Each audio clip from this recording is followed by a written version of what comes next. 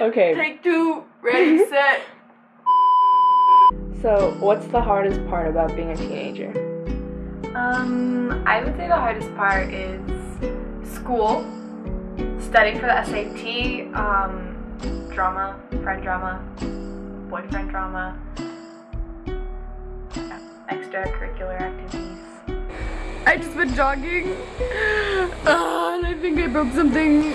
No, like, trying to feel like you fit in and balancing, school and social life and family life.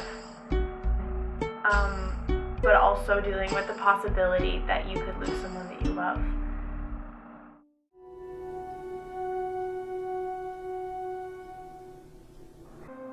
Collect my thoughts. She started out fine.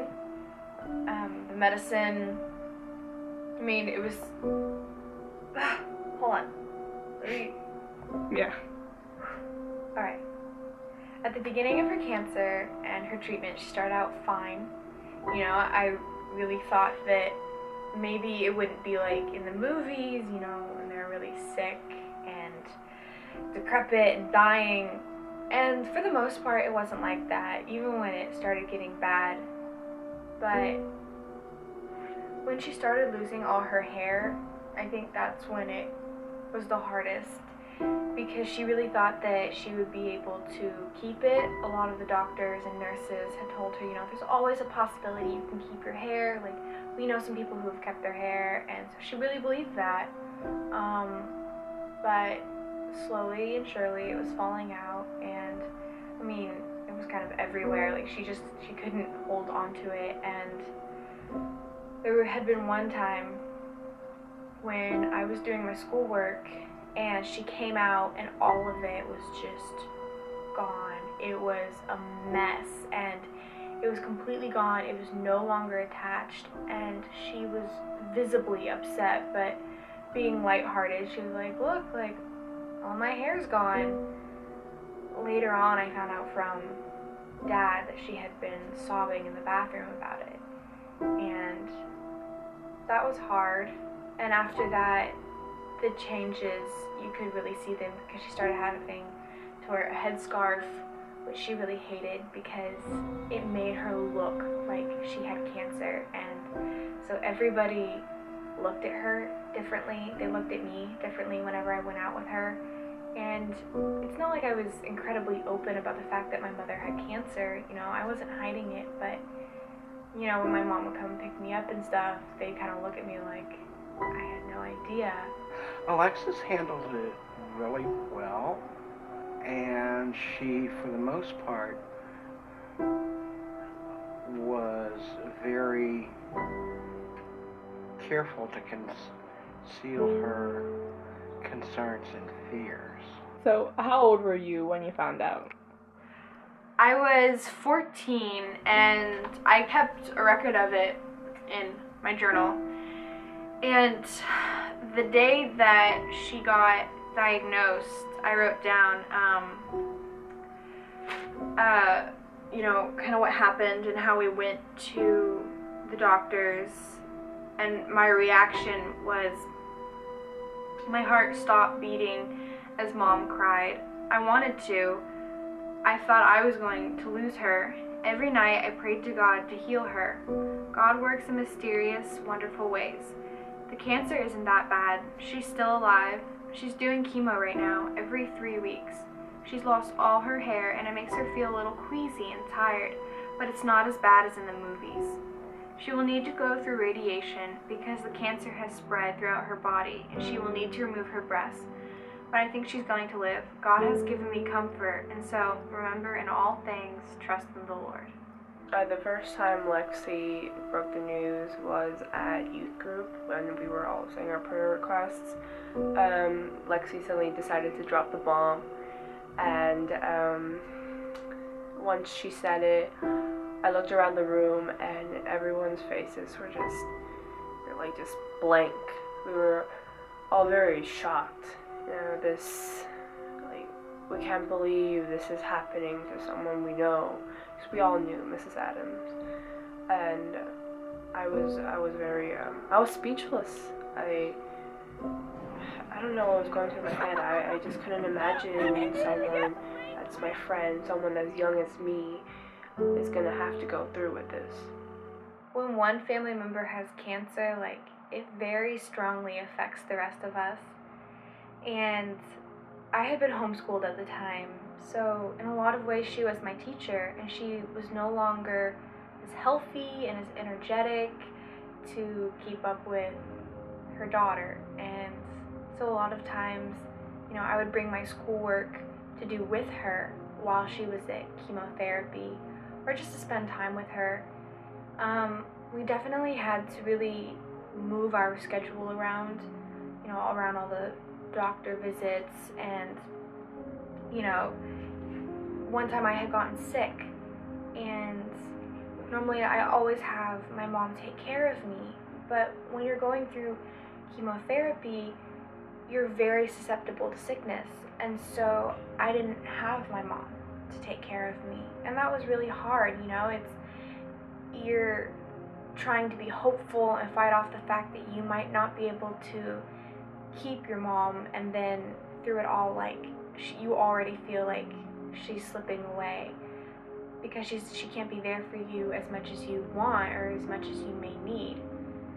So through it all, like, we tried remaining lighthearted and we would joke about it. We never let it become an oppressive topic, but it was definitely there, the sadness, you know. It was really hard to deal with it sometimes, you know, missing my mom, being scared for her. Both girls were extremely supportive, and in both words and actions. They picked up a lot of additional responsibilities and took them on without a second thought. Family time, I think that became a lot more important.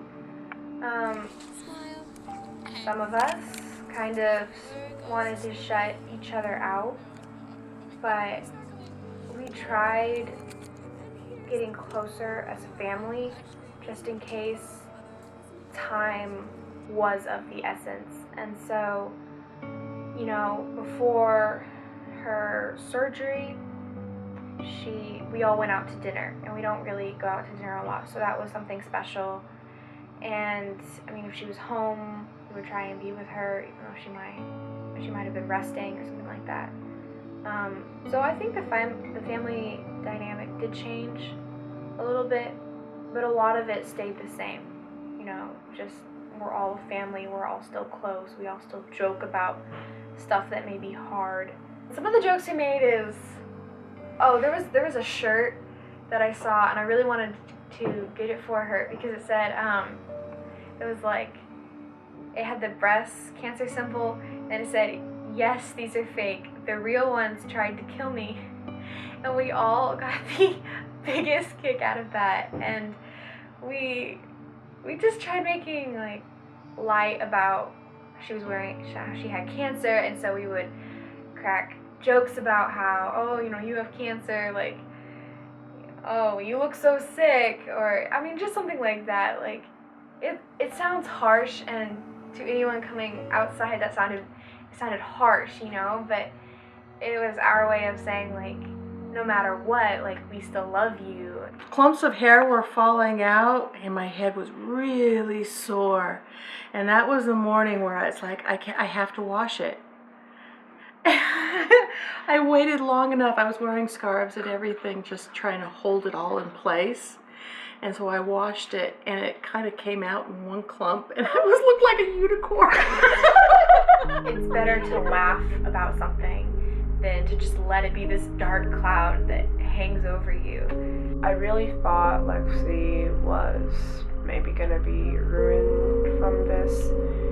She was gonna lose her brightness, charisma, because this cancer is a huge thing to handle.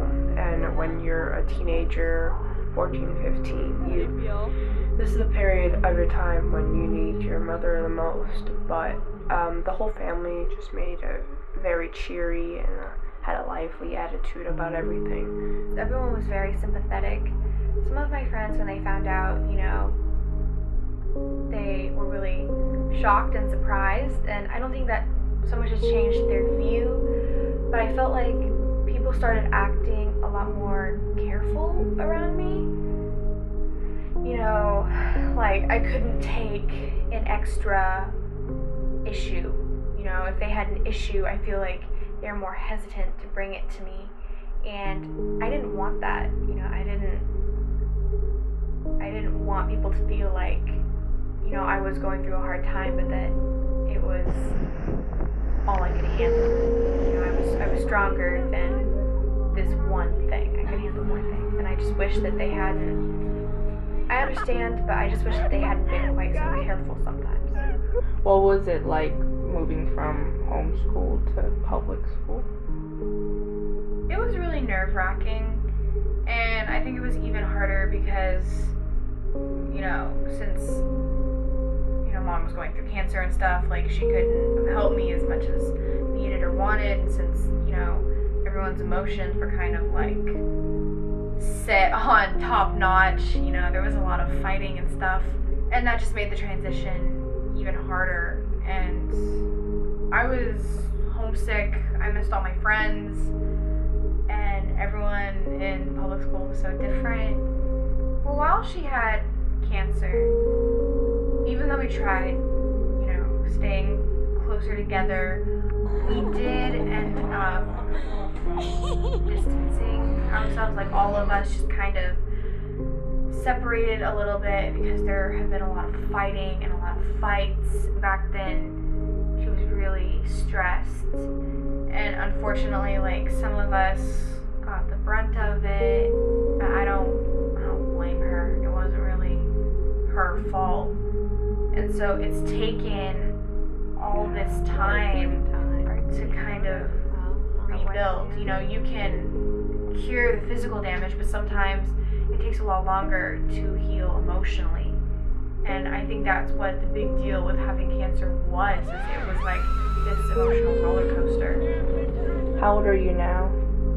I'm 17. How is your life now? There's been a lot of changes, a lot of stuff that I've been through, and I feel like her having cancer helped me sympathize more with people who are going through struggles. I feel like I'm more patient, and I know how to better deal with fights. I feel like I'm a lot more mature than I was back then. I'm almost done with my high school career, and I know what I want to do, and I've kind of planned out my future. Still remains within the sound of silence. Lots of changes, and my mom has been there.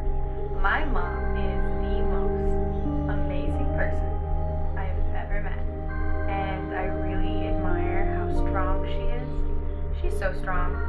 I don't know how she does it. Even after surgery, she was like up and walking around. We had to tell her to sit down. It's just, she has this incredible inner strength, and it's something that I have always admired, even if it meant we were butting heads. And you never realize how much your mom loves you until, you might not have her. And then you start seeing all the little things that she used to do and could do and still does. And I don't know, my mom is my favorite person. You may be overwhelmed with the issue, but in the end, like, stay close to your family. Focus what is important, and that is the family as a unit, supporting the one in crisis.